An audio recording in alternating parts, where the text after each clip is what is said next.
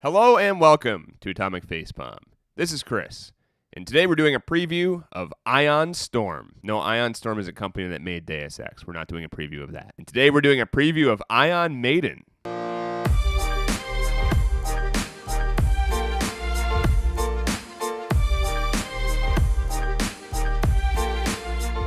Thanks everybody for tuning into the channel. You can leave your comments below, you can subscribe, and you can follow us on Twitter. For this preview, it is indeed Ion Maiden.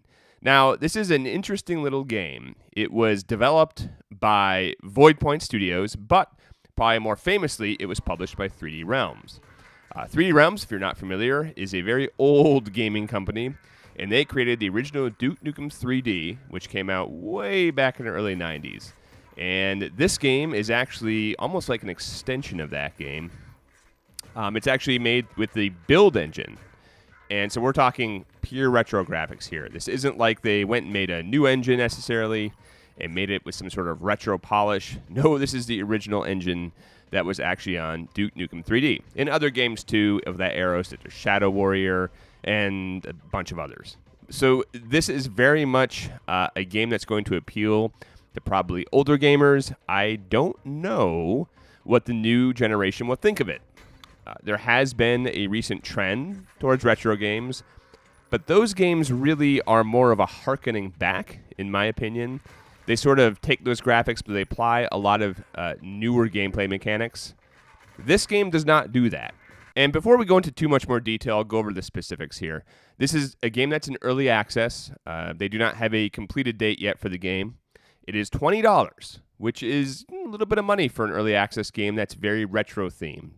You can get it on Steam and you can get it on Linux, but it's not on the consoles because, again, this is very much like the original build engine games, which were PC only. And as you can see on the screen here, very pixelated. You can pick a normal resolution anywhere from 800, 600 all the way up to 1920 by 1080, or possibly higher. It's just as high as my monitor goes. And you can choose between a couple of different software options. One is software rendering. The other is OpenGL. And if you're unfamiliar with the difference between those things, just OpenGL does a little bit more with lighting. It enhances the graphics, which is kind of funny because when you say enhancing the graphics, by our standards, it doesn't really do much. It's really more of an in-joke than anything. You're not going to see much of a difference. And for those of us that have played Duke Nukem 3D, which is actually one of my favorite games of all time, probably right behind Quake 1, this game will look and feel completely familiar. Again, it's not like it's the original group that made that game. 3D Realms published it, sure, but this is a whole different development studio that made this game. So don't go into this thinking like this was the original team of guys who made Duke, now they're making this other one. That's not the case. Even the key bindings and the control scheme is pretty much right from the 90s. It does do WASD by default, which actually the original games in that era did not do, which is why I have a weird and messed up control scheme, because I've stuck with it ever since then. But even changing the bindings is pretty weird in this game. It took me a little bit to kind of go back and like, oh yeah, that's how they used to do it back then. You'd click on this over here and you have to verify, and it's actually kind of annoying. That I sort of wish they would have changed, but no, it's a little bit of nostalgia, even if it's not good nostalgia. The controls themselves, you have like your use key. You can jump, which back when these games were first released, the jump button was a huge revelation. There's a lot of verticality because of that. You can crouch, and you can, when you look around for secrets, of which there are tons, you can just hammer on the use key, and that's pretty much how you unlock, well, not all the secrets, but quite a few. This is a very fast game. If you're used to modern-day first-person shooters where it's fairly slow, this feels like you're on rocket skates flying around. It's very, very fast. It has a focus on constantly being in motion. The bad guy, since they're only 2D sprites that kind of just are rendered, sideways or to a little bit to the front, they have like this superhuman accuracy. So you're going to get shot a lot no matter what you're doing. And that's why there's health packs scattered throughout the levels. Again, this is a very old school style and an approach to a game. There's 3 difficulty levels to begin with. I, being a Duke Nukem 3D veteran, thought I'd stick with the middle difficulty level.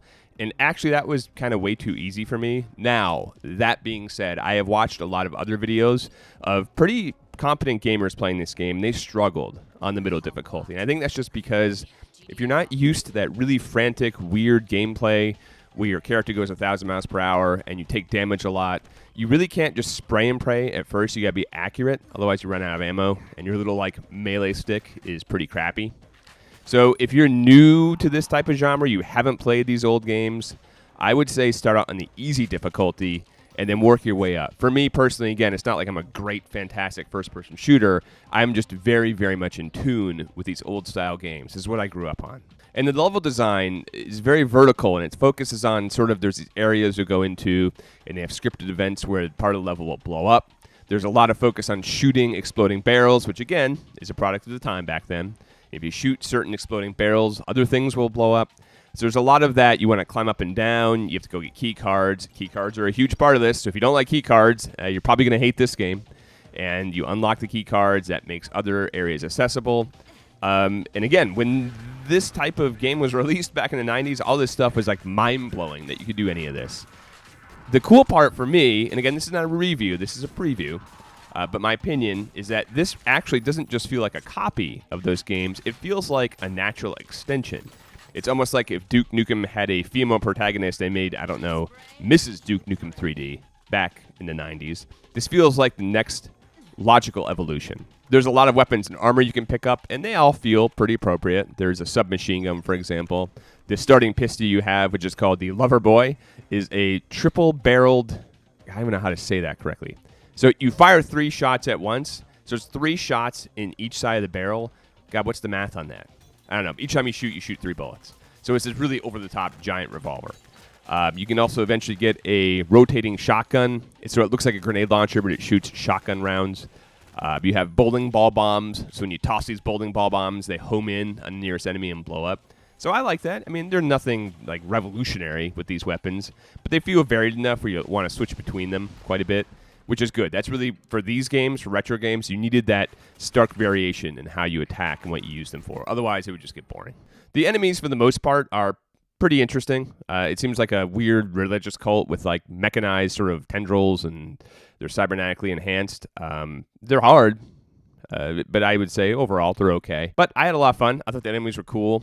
There was one that had like a shotgun, and he looked like a big Terminator-like guy. There's guys in robes, and they have just ordinary old pistols. There's like presumably all cyborg guys, and they have like this crossbow type of gun. They all felt pretty distinct. I enjoyed kind of taking them on all at once, and there's automated turrets. So it's fun, and I like how you can kind of decide how you want to go about it. You could kind of run and gun, just go balls nuts into it and see if you survive. But really, you don't want to do that. that doesn't work in these games unless you're insanely talented. The way to do it is to kind of pick them off one at a time if you can. Now, again, being a product of the 90s, this game apes some of the really bizarre sense of humor and referential sort of stuff they have in the game. So there's all like spray-painted 69 jokes on the wall. It talks about whatever pop culture was happening at the time. It also oddly kind of mixes in some newer stuff, which I felt a little weird about. I think if you're going to go ahead and go full nostalgia and full retro like they did with this game, you might as well just stay in that time frame. Because there's things that like reference Breaking Bad and other shows are now, and it felt a little weird to me. I know what they're trying to do, right? They're trying to capture that same sort of feeling you had when you were a kid and you were playing this game. But I would have just, again, not a review, a little personal opinion of mine. I would have liked if they just stuck to whatever 90s material they had. You have your quick saves, you have your manual saves, there's auto saves, plenty of ways to save the game, which I love. Again, I wish all modern games had that. Sort of hate that they went back to checkpoint save systems. I know why, because of the consoles, but it's nice to have that freedom and just save your way into a actually unwinnable scenario. So that is also something. If you're not used to these games, you can absolutely save the game when you're about to die, and then you have to start the whole game over. But I like that. And, a lot of power, a lot of responsibility. Save wisely. There are tons and tons of secrets. At first, I was like, this is awesome. There's like 25 secrets, 30 secrets per level. But then I kind of was like, you know what, though? It sort of dilutes it a little bit for me. I like that there are tons of secrets because it makes you want to go through and play the game again. Some of them are only accessible if you don't shoot certain items or kill certain guys, and that's good. But when you found secrets in games like Doom or Hexen or Duke Nukem 3D, it felt really heavy. It felt like you really discovered something cool. And usually it had a pretty big bearing on the game because you'd find a new weapon or a new power-up, and it was awesome. But in this game, they put so many damn secrets in it, it's like they kind of just lose their flavor after a while. So there you have it, the preview for Ion Maiden. Thanks, everybody. Remember, you can leave those comments below. You can subscribe to the channel, and you can follow us on Twitter. From Chris, it's another preview. Good luck and have fun.